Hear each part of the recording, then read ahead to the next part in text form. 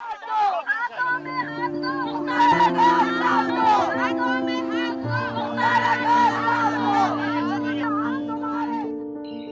and a very warm welcome to our special web show. I am Munize Jahangir. We are counting down the days to International Women's Day on March 8 with stories of women from across Pakistan struggling for asal insaf. There are many instances where insaf has been denied to victims of violence. One such instance is on when February 14, 2022, the Lahore High Court disposed of the case against Mohammad Wasim, who murdered his sister Kandil Baloch for honor in 2016. A trial court sentenced Wasim to life in prison on September 27, 2019, which was then overturned by the Multan bench of the Lahore High Court, citing the fact that both sides had reconciled. The Lahore High Court also observed that the magistrate did not follow the proper procedure in recording Wasim's confession that he murdered his sister specifically for honor. While honor killing is now an offense which cannot be dismissed if the accused is pardoned by the plaintiff, the botched recording of Wasim's statement changed the nature of the case to simply murder, for which he had already been pardoned by his mother. The judgment is seen by women, civil society activists, media personalities, and even government representatives as justice denied, as an endorsement of violence against women, where those who kill for honor can walk away scot free by seeking forgiveness. Wasim is now a free man. On his release from prison, he told the media he does not regret killing his sister for honor. The case is one among many cases in which the laws or the court's interpretation of laws have favored perpetrators of heinous crimes against women. Many women in Pakistan have stood for justice, and in the most publicized cases, justice, unfortunately, has been denied.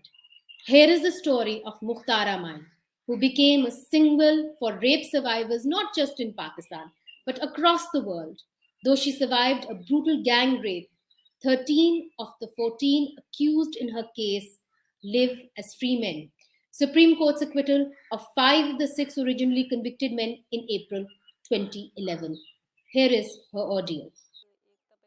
In June of 2002, a dispute arose between the Mastoi Baloch clan and the Tatla clan in Mirwala village of Jatoi Tehsil, Muzaffargarh regarding a 12-year-old Tatla boy, Abdul Shakur. The powerful high-status Mastoi accused the boy of having an affair with a woman of their clan, while the Tatla claimed 3 Mastoi men had gang-raped the boy and were accusing him of adultery in order to cover up their crime. A tribal council held on the 22nd of June 2002 ruled that Shakur marry his alleged paramour, while his divorced sister Mukhtara Mai marry a Mastoi man. The verdict was rejected by the Mastoi complainants, who urged that adultery be punished with adultery. The same day, Mukhtara was summoned by the council to apologize for her brother's alleged actions. However, once she tendered an apology, she was dragged away by 4 men to a hut where she was stripped and gang-raped before being tossed out naked in front of nearly 300 villagers. On the 7th of June 2002, a reporter from a nearby village broke the story in a local newspaper after being tipped off by the Imam of Mukhtara's village, drawing national and international attention. With the support of her parents, the Imam, and local journalists, Mukhtara lodged a complaint against 14 men, the 4 who had gang-raped her, 2 panchayat members who ordered a gang rape, and 8 other abettors, with the Muzaffargarh police on the 30th of June 2002. All nominated men were arrested and charged under sections 109, 149, and 354A of the Pakistan Penal Code, section 7C and 10 of the Anti-Terrorism Act of 1997, and sections 10, subsection 4 and 11 of the Offence of Zina, Enforcement of Hudud Ordinance 8 of 1979. 4 of the 14 accused were charged with rape under the Hudud Ordinance, while the remaining 10 were booked for abetment. Mukhtara's medical examination and chemical analysis of her clothes confirmed at least 2 semen stains. On the 31st of August 2002, an anti-terrorism court sentenced to death 6 accused, the 4 men who had raped Mukhtara and 2 members of the panchayat who had sentenced her to be raped, while the remaining 8 abettors were acquitted and summarily released. On the 3rd of September 2002, the state as well as Mukhtara filed separate appeals in the Muntar bench of the Lahore High Court against the acquittal of the 8 other accused. However, on the 3rd of March 2005, the High Court reversed the trial court's judgment, citing insufficient evidence and faulty investigations, and acquitted 5 of the 6 convicted accused and commuted the 6th accused's death sentence to life imprisonment. On the 11th of March 2005, the Federal Shariat Court suspended the Lahore High Court's verdict, citing that the latter did not have jurisdiction to hear appeals in cases tried under Islamic laws and decided to hear the case itself. 3 days later, the Supreme Court took suo motu notice and set aside the Federal Shariat Court's ruling, announcing that the Apex Court will hear the final appeal in the case. On the 15th of March 2005, 4 of the 5 acquitted in the case were released on the orders of the Supreme Court, while the 5th remained detained on other unrelated charges for another 2 days before being released as well. On the 17th of March 2005, Mukhtara submitted an appeal to then President Musharraf to order the rearrest of the 5 released men, saying she feared for her life. The following day, all acquitted 5 were rearrested along with the 8 others who had been found not guilty in the original trial in 2002. On the 26th of March 2005, Mukhtara filed an appeal in the Supreme Court against the acquittal of the 5 men who had been originally sentenced to death by the Anti-Terrorism Court. On the 28th of June 2005, the Supreme Court suspended the acquittals of the 5 convicted men and ordered that they and 8 others not found guilty in the original trial be held pending retrial. Between 2008 and 2010, various media reports emerged of Mukhtara being threatened by sitting ministers and parliamentarians to withdraw the case against the accused. It was alleged that the Mastoi are an influential clan and have close connections with those in power. On the 21st of April 2011, the Supreme Court upheld the Lahore High Court's verdict, acquitting 5 of the 6 accused convicted by the Anti-Terrorism Court and commuting the 6th suspect, Abdul Khaliq, to life. An appeal for review filed by Mukhtara through her counsel in the Supreme Court was finally rejected in 2019. Mukhtara, आज के दिन आपको हमने इसलिए तकलीफ दी कि आप एक सिंबल बन के उभरी थी। मुझे याद है 2002 में जब मैं आपके पास आई थी आपके गांव के अंदर, तो आप सहमी हुई थी। आपको नहीं मालूम था कि आपके साथ आगे क्या होगा। इतना लंबा आपका केस चला, 17 साल, तो सिर्फ एक को ही सजा हुई। यार ये तो आप समझ सकती हैं ना, और उसी टाइम भी आपने देखा था। अब जब हम लोग अदालतों में जाते हैं तो वहाँ पर भी हमारे साथ अच्छा सलूक नहीं किया जाता, और जिस तरह से 14 बंदे एक तरफ खड़ा दे, तो एक जो मजलूम है उसको एक तरफ खड़ा दे, जिसके साथ सबको जिन्होंने किया, तो बड़े अफसोस के साथ कहना पड़ता है। फिर आगे जो उनका मतलब लॉयर होता है सवाल करता है, तो हकीकत में औरत जो है ना बार बार मरती है।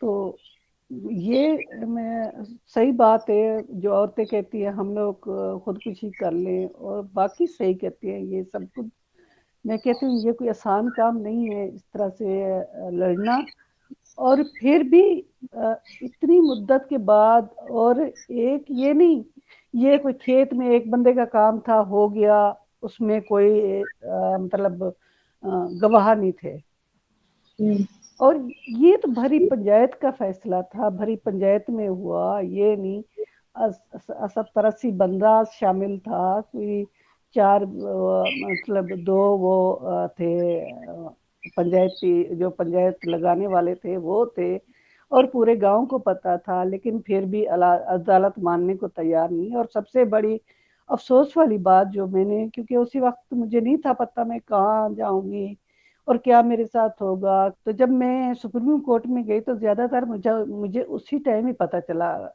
खासकर केस का। मुख्तारा, आपने कहा कि पुलिस ने आपकी एक तरीके से आपकी जो इन्वेस्टिगेशन है उसको खराब किया। जी देखिए, पुलिस ने भी किया, और मैं आपको बता रही थी, क्योंकि हमारा जो है ना, जब हम लोग अदालत में जाते हैं तो अदालत में 14 लोग एक तरफ खड़े हो जाते हैं, एक औरत जो है ना एक तरफ खड़ी हो जाती है। तो जब उस लॉयर के सवाल पढ़ते हैं, सबसे पहले कौन आया था, औरत चाहती है मैं यहीं पर गर्क हो जाऊं, और जमीन फटे मैं यहीं पर गर्क हो जाऊं, या उससे बेहतर था मैं वही उसी टाइम मर जाती और यहाँ पर कदम ना उठाती।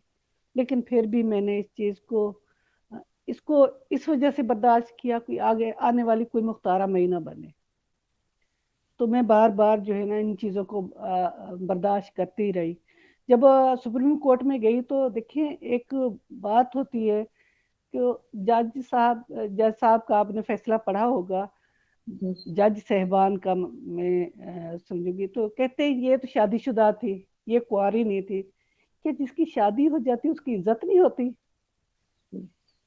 उसके साथ कुछ भी हो जाए उसको इंसाफ देने की कोई वो नहीं है। अच्छा, तीसरी रीजन क्या बताई, अब जो है ना इनको जो है ना इतने साल तो हम लोग ने वो इतने साल तो वो जेल काट चुके हैं, अब उनको दोबारा सजा कैसे दे। तो ये मेरा कसूर था, आप केस लंबा। लाहौर हाई कोर्ट की बात कर रही हैं? जी मैं सुप्रीम कोर्ट की बात कर रही हूँ, अच्छा, मुअज़्ज़ज़ अदालत की बात कर रही हूँ।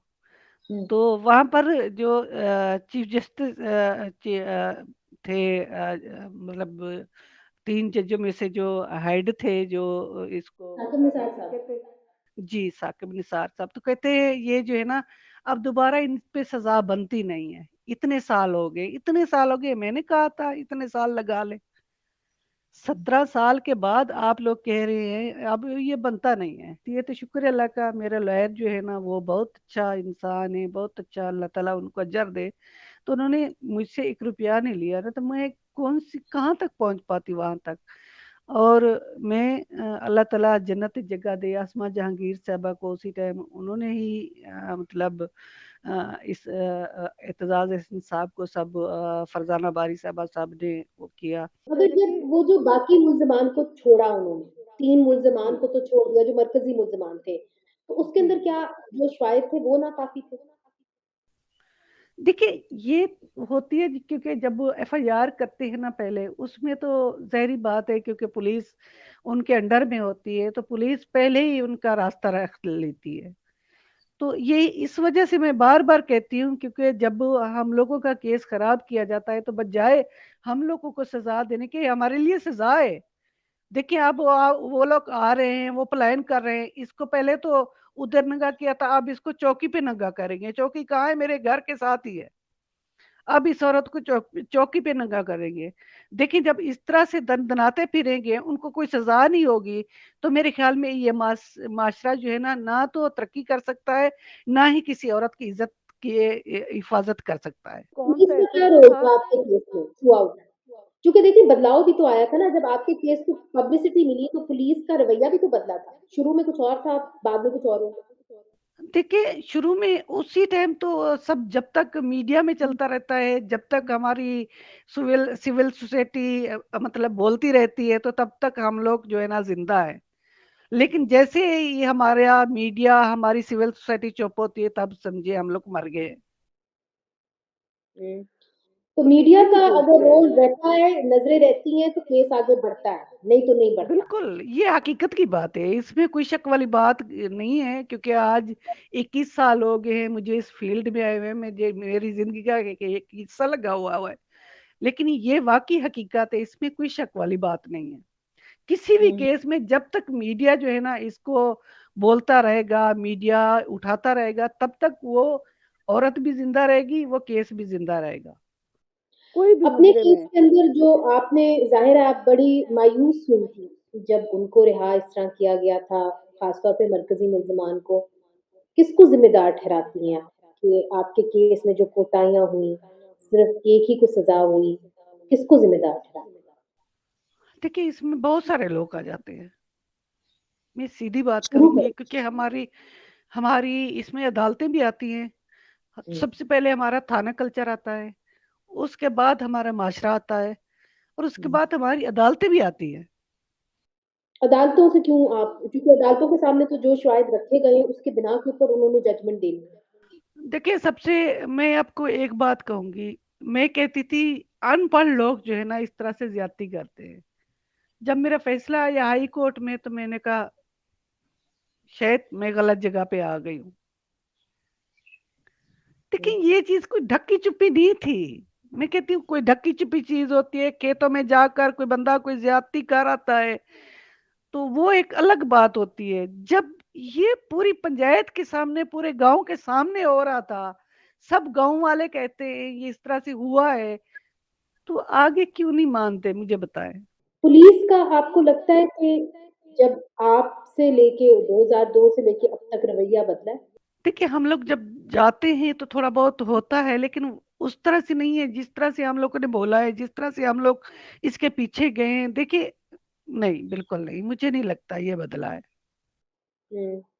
और वो जो 14 लोग जो रिहा हो गए, 13 को तो हुई, उनका, देखिए उनकी वो तरफ से थ्रेट आया कभी? देखिए मेरे पास, मैं आपको बताऊं, 300 कुछ नंबर जो है ना ब्लॉक किए हुए हैं मैंने। और हर हम्म। वक्त मेरे बच्चों के नाम पे थ्रेट आते हैं, मेरे नाम पे थ्रेट आते हैं, क्योंकि मैं कहती हूँ अब मैं थक गई हूँ शोर कर करके, बता बता के मैं भी थक गई हूँ। बताना हर हम्म। वक्त मुझे थ्रेट है, थ्रेट है, थ्रेट है, थक गई हूँ। यार हम्म। मुझसे नहीं होता। देखिए अब वो लोग जब वो प्लानिंग कर रहे हैं फोन के ऊपर किसी तीसरे बंदे के साथ, और वहां से पूरे ग्रुप में डालना, हम इस औरत को नंगा करेंगे और गालियां बकना, पता नहीं क्या क्या, मैं तो सोच भी नहीं सकती। तो उन्होंने कहा, लेकिन मैं कहती हूँ पुलिस, फिर मैंने पुलिस वालों को भेजी ये चीजें। मैंने ये कहा कब सर की ये बात है? बताए, ये तकरीबन ये 1 मंथ हो गया है, एक अच्छा। मंथ पहले तो की बात है। मस्तोई क्लैन के ऊपर से ही आपको ये थ्रेट्स आ रही है? जी बिल्कुल वहीं से आ रहे हैं, ये बकायदा ऑडियो है, उन्होंने ग्रुपों में डाली है ये। हम्म।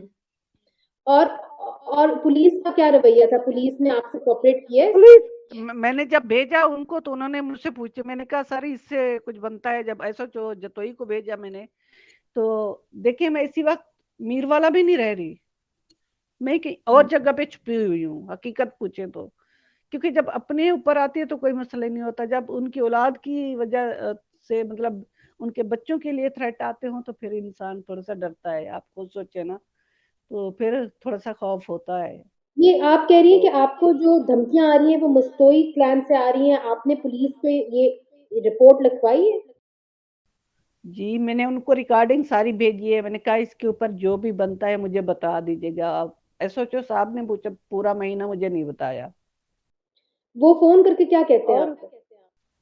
मैंने दोबारा, क्योंकि फोन करके, ये तो साइबर क्राइम का केस बनता है, मैंने फिर एचआरसीपी को लिखा, और उन्होंने अपनी तरफ से लिखा, फिर इन्होंने मेरे साथ राब्ता किया, और उन्होंने लिखा इसको सिक्योरिटी दी जाए, लेकिन मेरे पास 2 गार्ड थे, 2 में से एक इन्होंने वापस ले लिया था, और बल्कि 2 महीने तो इन्होंने मुझे गार्ड दिया ही नहीं।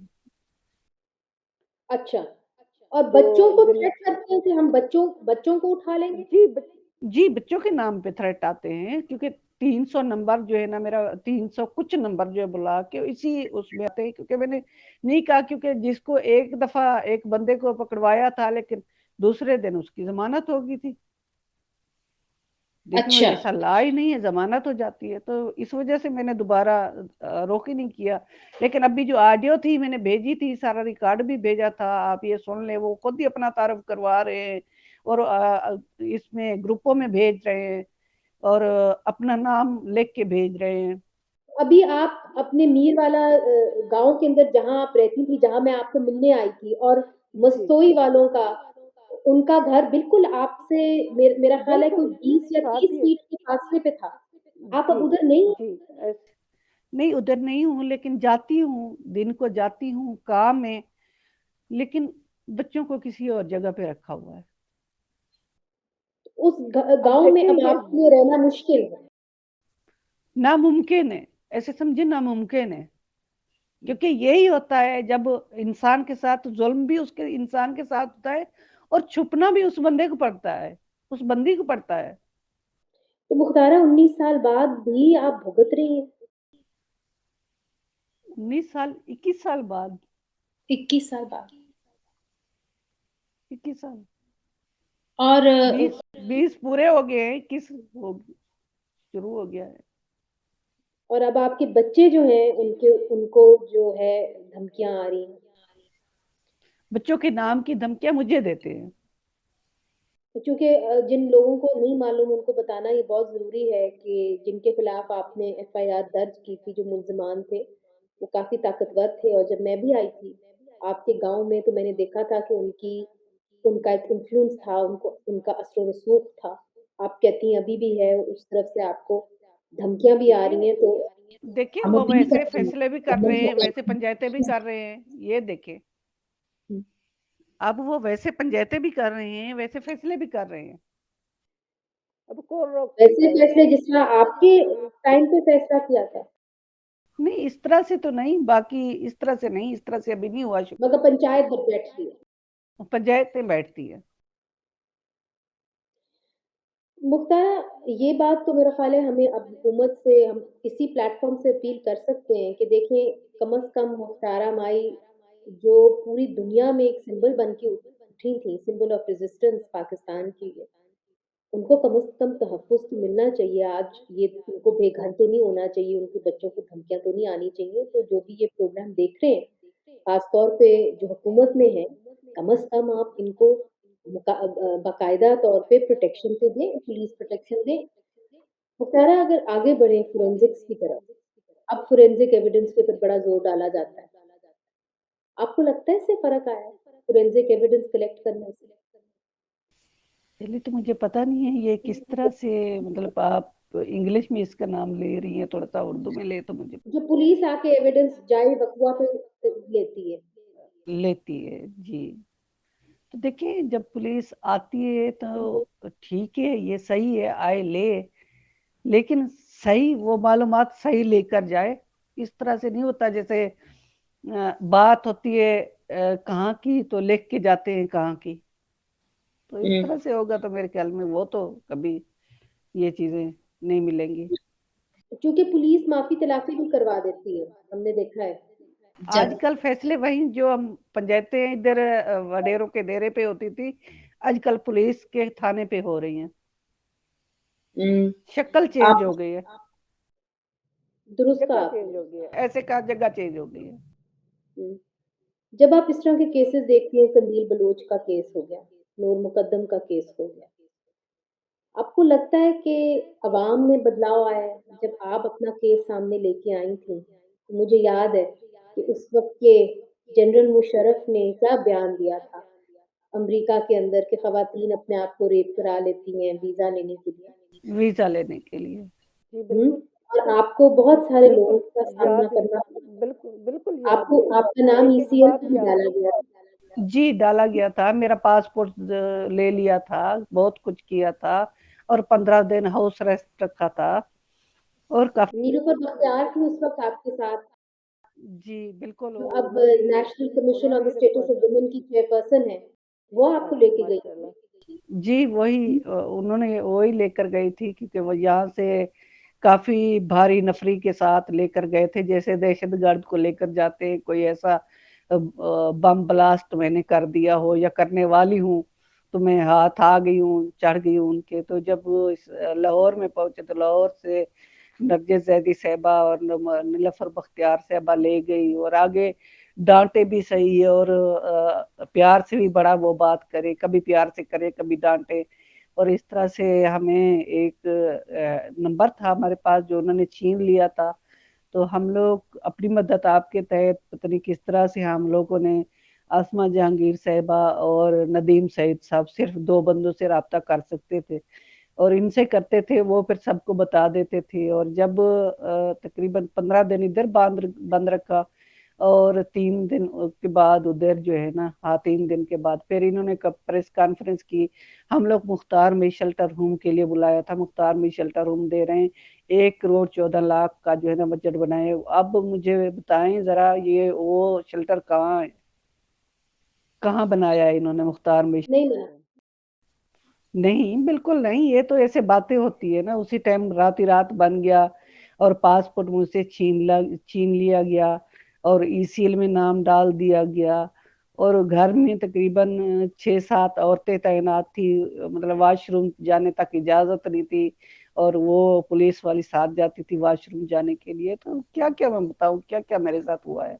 मुझे याद है मैं आपके साथ फ़ोन पे थी जब आपको लेके जा रही थी, मगर लेके क्यों गई थी आपको नीलूफर बख्तियार साहिबा? क्या वजह थी? कहते थे आप अमेरिका ना जाएँ, मैंने कहा मैं आज़ाद शहरी हूँ, मैं क्यों ना जाऊँ? कहती है आप पाकिस्तान का नाम बदनाम होता है। मैंने कहा पाकिस्तान का नाम बदनाम हमारी वजह से नहीं होता, जो इस तरह के काम करते हैं उनकी वजह से होता है, जो जुल्म करते हैं उनकी वजह से होता है। लेकिन हमारी वजह से पाकिस्तान का नाम बदनाम नहीं होता, ना ही अपने पाकिस्तान का नाम हम लोग बदनाम होने देंगे। ये मुल्क जो है ना हमारा है, हम जैसे लोगों ने यहाँ पर मरना जीना होता है। सही है, बिल्कुल सही है। मुझे बताएँ कि अब जो मैं वही सवाल उस पे वापस आती हूँ, अब नूर मुकद्दम का केस हुआ, फिर हमने देखा कंदील बलोच का केस हुआ। रवैया बदला है फिर सोसाइटी बात का? देखिए क्या बदला है, सिर्फ मैं इतना कहूंगी, इतना बदला है, आवाज उठाते हैं लोग अपने हक के लिए। औरतें खासकर अपने हकूक के लिए आवाज उठाती हैं, हक मांगती हैं, लेकिन मिलता नहीं है। लेकिन बात वही आ जाती है क्योंकि बीच में मैंने सुना था जब मतलब कोई वन्नी का केस होगा तो जब ये क्योंकि पहले वालिदैन जैसे इसमें हुआ है, पहले पहले वालिद मुदई बना फिर वालदा बन गई, तो ये नहीं होगा। तो बड़ी हम लोगों को खुशी हुई, चलो ठीक है ये ला बन गया है, चलो रियासत जो है ना इसकी मुदई बनेगी। रोज के कत्ल होते हैं, वनी गैरत के नाम पर कर देते हैं जी। गैरत के नाम पे, कारोकारी के नाम पे कत्ल कर देते हैं, तो ये नहीं होगा, ये थोड़ा सा काम हो जाएगा। लेकिन कहाँ, जब वो ऐसे कभी कंदील बलोच के नहीं केस जा में ऐसे नहीं सकते। हुआ ना, कंदे जी बिल्कुल ऐसे ही उसके हुआ। भाई को कभी बाइज्जत बरी कर दिया गया। बाइज्जत बरी कर दिया गया, लेकिन देखो कत्ल, फिर कहते हैं कत्ल का कोई इस पुलिस ने जबरदस्ती मनवा लिया, जबरदस्ती कैसे उसने मान लिया। हम्म।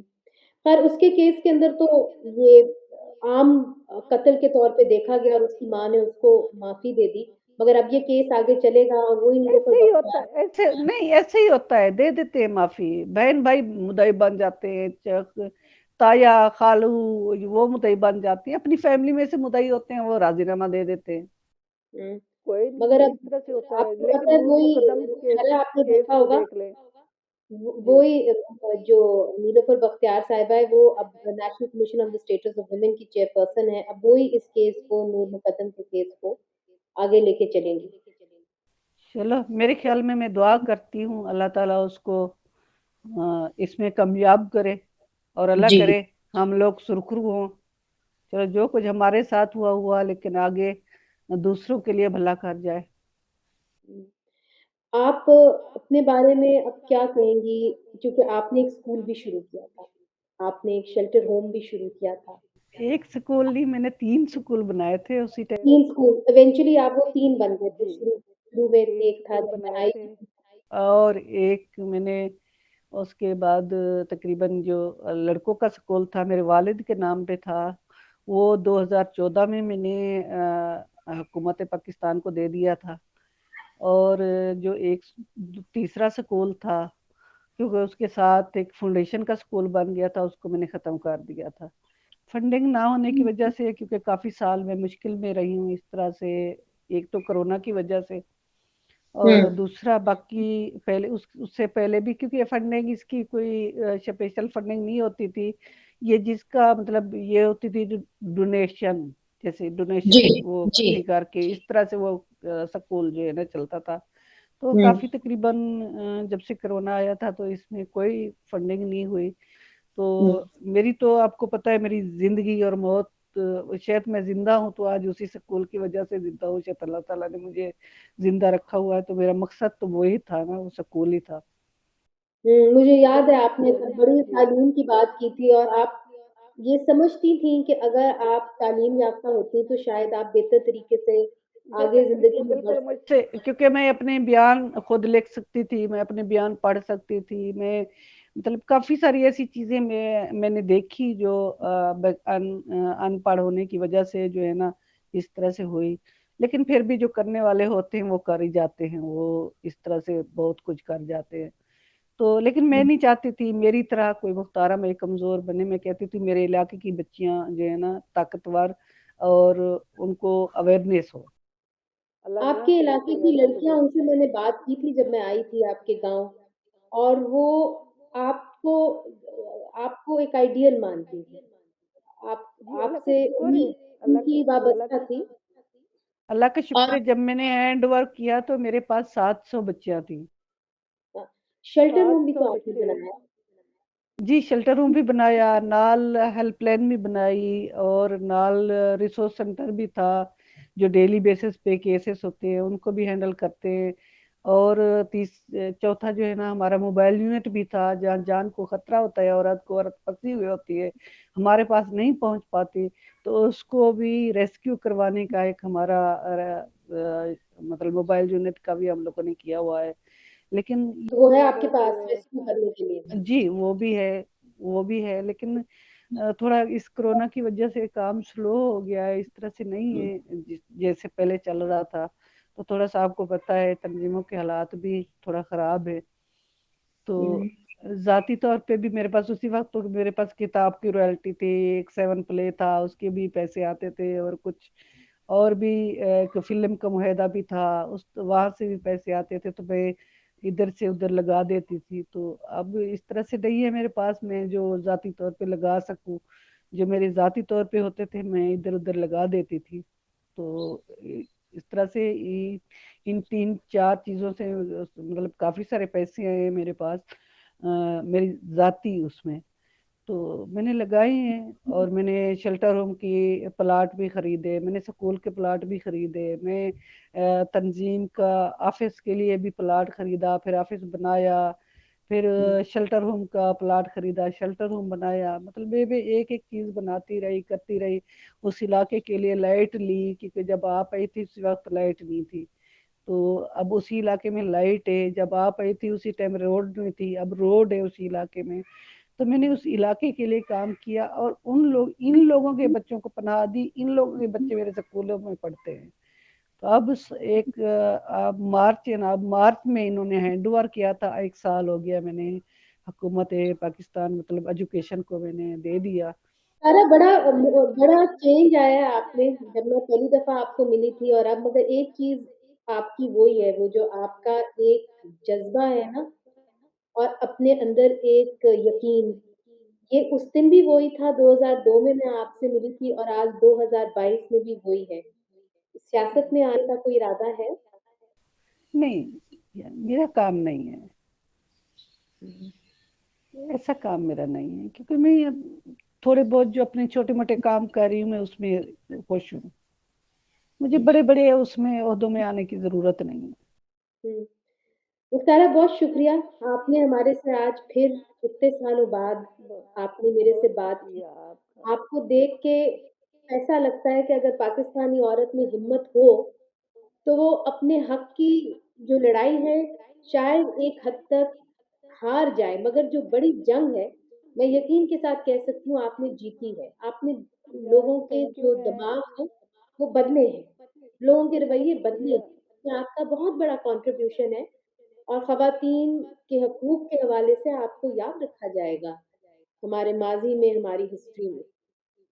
जी तो जी। नाज़रीन, मुख्तारा माई हमारे साथ थी और बता रही थी कि कैसे उन्होंने अपने इलाके की औरतों के तहफ़्फ़ुज़ के लिए जो है बहुत सारे इक़दाम किए, मगर अफ़सोस के साथ ये कहना पड़ता है कि आज इतने सालों बाद, 20 साल से ज़्यादा ये इस वाक़ये को हो गया है, मगर आज भी जो मुस्तोई क्लैन है, वो आज भी मुख्तारा माई को और उनके बच्चों को धमकियाँ देते हैं और आज भी पुलिस जो है उनको वो तहफ़्फ़ुज़ नहीं देती जिसके लिए वो दरख्वास्त करती हैं। ये बड़ा अफ़सोसनाक बात है कि आज मुख्तारा माई जो सिंबल बनी रेज़िस्टेंस की, आज वो भी गैर महफ़ूज़ है आज के पाकिस्तान में।